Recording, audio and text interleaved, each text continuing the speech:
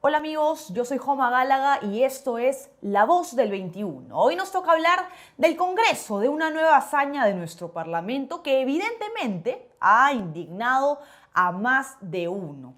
Y es que el último 22 de abril, la mesa directiva del Congreso de la República, presidida por el parlamentario Alejandro Soto, aprobó un acuerdo que concluía el aumento de la asignación por función parlamentaria de cada uno de los congresistas.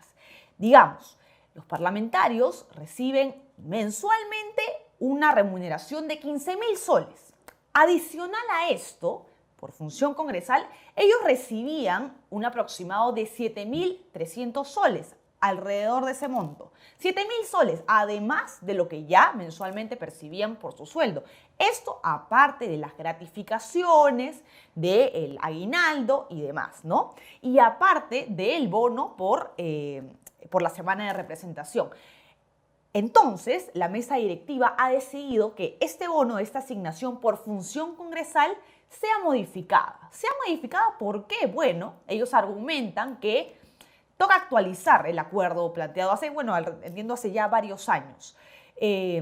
Dicen que el costo de vida en el país ha cambiado, dicen que las necesidades también han aumentado, pero evidentemente este aumento ha indignado a muchos peruanos que no ven con creces su sueldo, pese a que al mismo tiempo que los parlamentarios ven que el costo de vida en nuestro país sigue creciendo día a día.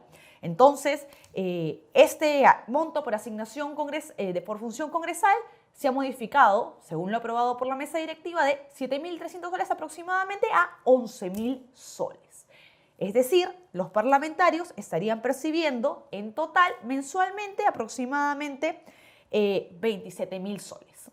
Un monto bastante alto, bastante llamativo para un peruano de a pie que evidentemente trabaja para el día a día y que no ve cambios desde el Parlamento de la República, sino por el contrario, bastantes trabas en cuanto a las reformas que deberían hacerse. Entonces, dicho esto, vamos a conversar con Martín Cabrera, quien es abogado, analista parlamentario, para analizar un poco esta decisión de la mesa directiva y los argumentos planteados por algunos legisladores con respecto a esta modificación. Bienvenido, señor Cabrera, ¿cómo está? Buenas tardes.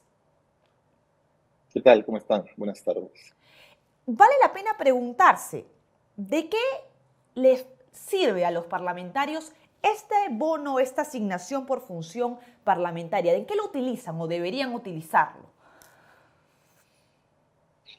A ver, lo que hay que recordar, ¿cuál fue la génesis, el origen de este concepto, que es una cosa medio extraña, que nunca terminó de comprenderse muy bien y que nunca terminó de, digamos, construirse, de elaborarse, nunca terminó de dársele forma a este concepto?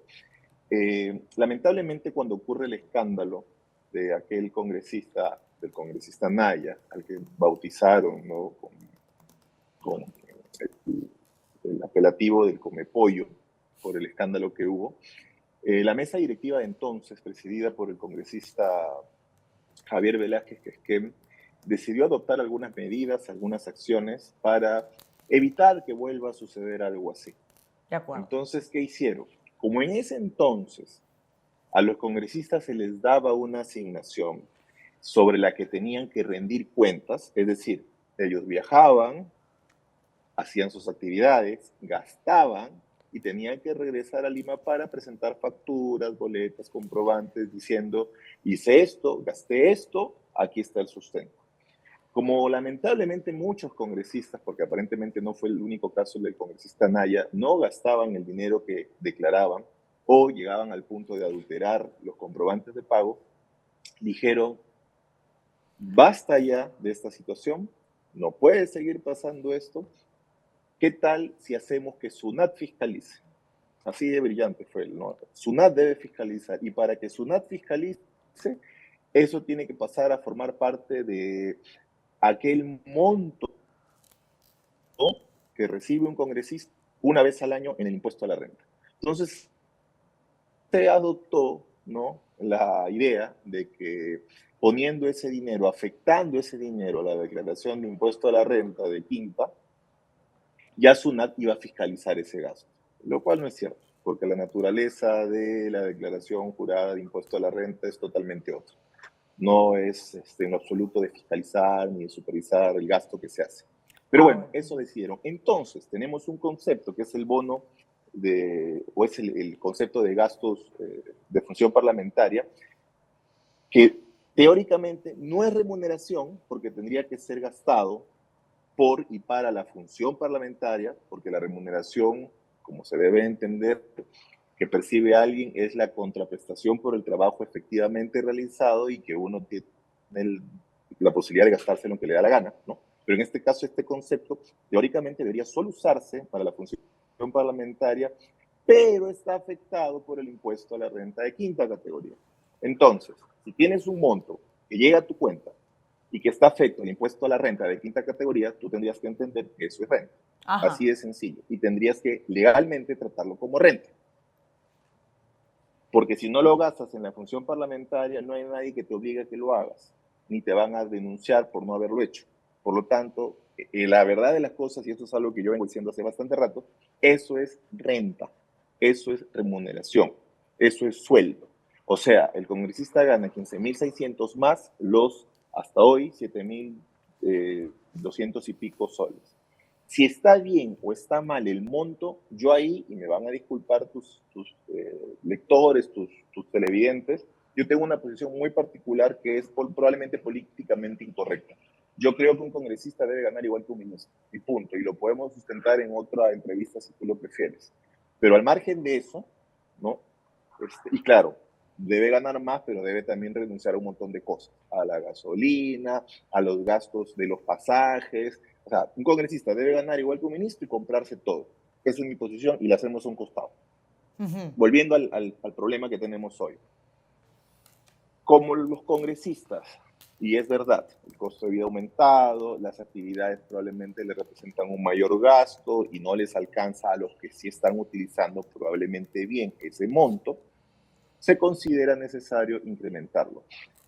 Yo sí creo que lo que se tiene que hacer desde el Congreso como institución es asegurarle y garantizarle a los congresistas no los recursos, sino las capacidades operativas para que se movilicen de un lado al otro, técnicas para que lo hagan con solvencia, con criterio, con oportunidad, con la asistencia debida, ¿no? Pero no creo en que deba entregárseles en ejecutivo. A ese monto se le debe llamar hoy, mañana y desde el día en que se creó como lo que es parte de la remuneración. Por eso es que hoy, cuando se incrementa, cuando se entiende va a pasar de 7 a 11, se entiende que en la práctica es un aumento de remuneración. Si está bien o está mal, yo considero que debería evaluarse y que debería bajo criterios eminentemente técnicos que responden a una evaluación técnica sobre el desempeño de la función congresal en la parte legislativa, en la parte de fiscalización, en la parte de representación, evaluarse a cuánto correspondería incrementarse si es que debe incrementarse. Y en segundo lugar, si es que existe la disponibilidad presupuestaria. Aparentemente, sobre este segundo punto, sabemos que sí, hay disponibilidad presupuestaria. Ujú. Sobre el informe técnico, la evaluación técnica que sustente que por qué debe incrementarse de 7 a 11 y por qué hoy, no lo sé, no he tenido la oportunidad de conocer el documento. Pero hay Pero, un tercer aspecto que ujú, creo que no estamos ponderando y tiene que ver con el sentido de pertinencia o de oportunidad de la decisión, en este caso política. Y es que apenas hace no mucho el Ejecutivo saca un decreto de urgencia ajustando algunos pliegos, quitándole algunos recursos para el control concurrente a la Contraloría, trayendo nuevamente, devolviendo al Estado algunos montos que ya habían estado, se supone, presupuestados, no solo para el control concurrente, sino para otras actividades en otras instituciones y para otros proyectos. O sea, el Ejecutivo pide prudencia en el gasto. Hoy el Congreso decide tomar esta decisión. Yo estoy de acuerdo con que se le incremente los sueldos a los trabajadores del Congreso porque se trabaja y mucho y porque la mayoría de los trabajadores son decentes y trabajan muy bien. Yo estoy de acuerdo que se evalúe también cuánto debe ganar, un congresista como sueldo, porque los congresistas en el Perú están de la mitad de la tabla hacia abajo comparados a los congresistas de otros países de Latinoamérica. Con lo que no estoy de acuerdo es con la forma como se está tomando la decisión hoy y con la forma como se está informando y evidenciando a la colectividad, a los ciudadanos, los motivos o Doctor las razones Cabrera, por las cuales se está incrementando la remuneración. Doctor Cabrera, porque sobre ese Sí. punto creo que vale la pena también mencionar, preguntarle, ¿no? En todo caso, ¿cuál debería ser el procedimiento por el cual debería evaluarse este tipo de acuerdos en mesa directiva y si realmente recae en la mesa directiva este tipo de aumentos? O en todo caso, si recae en el Pleno, porque entiendo que también se tenía pensado agendar en Junta de Portavoces el tema para debatirse en el Pleno, o al menos se propuso, pero hay parlamentarios que argumentan de que no debería haberse agendado. Entonces, ¿qué piensa usted al respecto?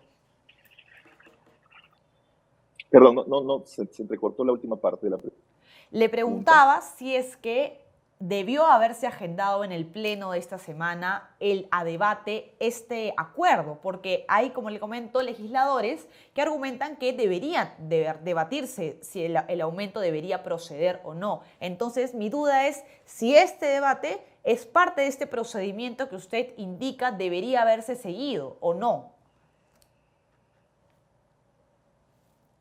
Sí, a ver, sabemos nosotros que en la estructura orgánica del Congreso está el Consejo Directivo como el mayor órgano, el ente principal o, o el estamento principal que toma las principales decisiones de carácter administrativo. Pero una decisión como esta, que tiene un corte eminentemente político y que va a representarle, significarle al Congreso un impacto, un golpe, debería, pienso yo, ser evaluada en esas instancias, debidamente sustentada en esas Ajá. instancias, y pasar al Pleno para que lo ratifique. ¿Por qué? Porque yo creo que es la manera correcta en la que los parlamentarios deberían conducirse en este tipo de decisiones. Porque yo escucho hoy a unos parlamentarios y me parece legítimo que lo hagan, pero no estoy de acuerdo, que dicen, bueno, esa decisión se adoptó porque los voceros la pidieron. Claro, los voceros los representan también a ellos si es que forman parte de un grupo parlamentario. Y si no, bueno, claro, también se van a ver beneficiados y no pasó nada, porque no van a poder decir, no, yo no quiero cobrar eso.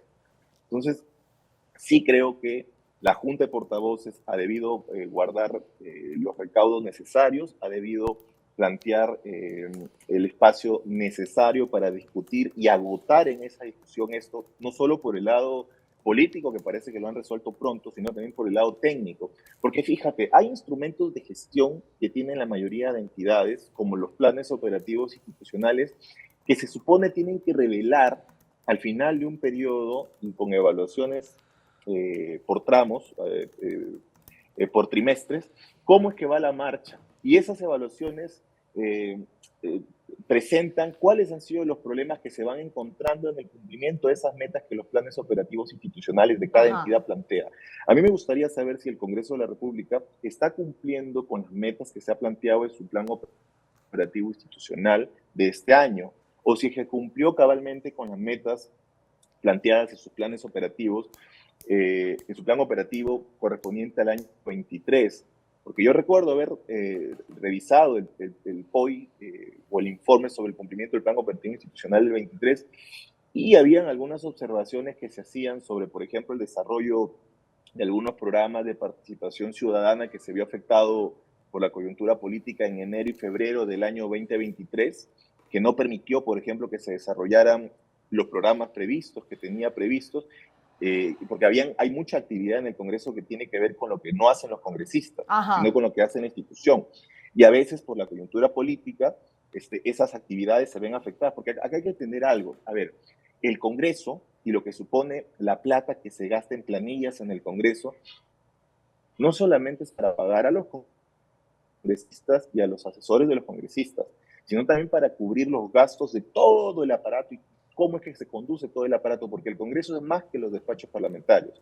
Yo lo que quisiera saber es si antes de decidir destinar 10 millones, 12 millones, 6 millones al incremento de la escala salarial y remunerativa de los trabajadores y los parlamentarios, ya cumplieron, ya se cumplió en la institución con superar algunas observaciones, algunas dificultades que hubieron para el cumplimiento de los objetivos institucionales de los años anteriores. Claro. Porque solo así a mí me haría sentido Ya resolví los problemas de gestión, ahora podemos pasar a resolver los siguientes. No puedo resolver los problemas de gestión anteriores porque tiene que ver en mucho o en gran parte la escala remunerativa o la asignación de la semana de representación. Entonces hay que subirla porque el informe de evaluación de cumplimiento de las metas así me lo dice. No sé si me dejo entender. O sea, está bien que las decisiones en el Congreso sean políticas, pero no tienen que ser eminentemente o Doctor 100% Cabrera, políticas, porque el Congreso no deja de ser una institución. Sí, Doctor Cabrera, una última consulta. Entonces, vale la pena también saber si es que, así como usted menciona, se han cumplido los indicadores de años previos dentro de los trabajadores del Congreso. También si es que se está gestionando de manera correcta el dinero entregado a los legisladores por estos montos, por ejemplo, en cuanto a la asignación de función congresal, porque digamos, este monto de dinero, en este caso ahora serían 11.000 soles, está destinado, como usted mencionaba al inicio, a gastos de combustible, a gastos de alojamiento, de hecho beneficiaba principalmente a legisladores que no eran de la capital, ¿no? Entonces hay muchos congresistas que ni siquiera saben en qué se gasta este monto que ingresa a sus cuentas. De hecho, incluso tergiversan el monto porque hay una prohibición dentro de este acuerdo y es que, por ejemplo, no debería haberse gastado en ayuda social. Sin embargo, algunos legisladores aseguran que han invertido este dinero en ayuda social. Entonces, no se estaría gastando de manera correcta este monto. ¿Por qué aumentarlo? y es, y, y es un, y es un tema bastante serio el que mencionas porque eso es una infracción al código de ética, porque están prohibidas las donaciones. Y un congresista no puede gastar sus ingresos, no puede gastar el dinero que se le asigna para la función parlamentaria para regalar sillas de ruedas, para regalar cosas, ni tampoco podría recibir en donación esas cosas para trasladárselas a la población vulnerable. Si eso está bien o está mal, para mí está mal, sí deberían poder hacerlo, pero la norma lo prohíbe.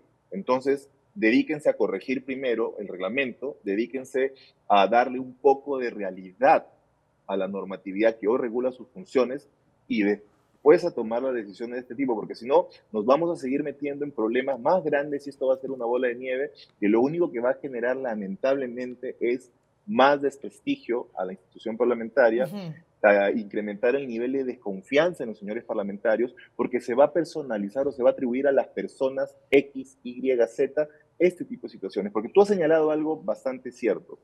Hay parlamentarios, por ejemplo, no es un tema personal, no lo digo por el congresista que representa a la región Madre de Dios, ¿ya? Por el señor Salguana, pero es el único representante ante el legislativo de esa región. ¿Ustedes creen que ese congresista puede hacer, si es que programa todas sus actividades con los recursos que tiene, puede hacer lo mismo que hacen otros en territorios más pequeños? Probablemente no le va a alcanzar. Estoy suponiendo de que se programe debidamente las actividades con los recursos que se le asignan para esas labores, porque es una región grande que tiene un solo representante.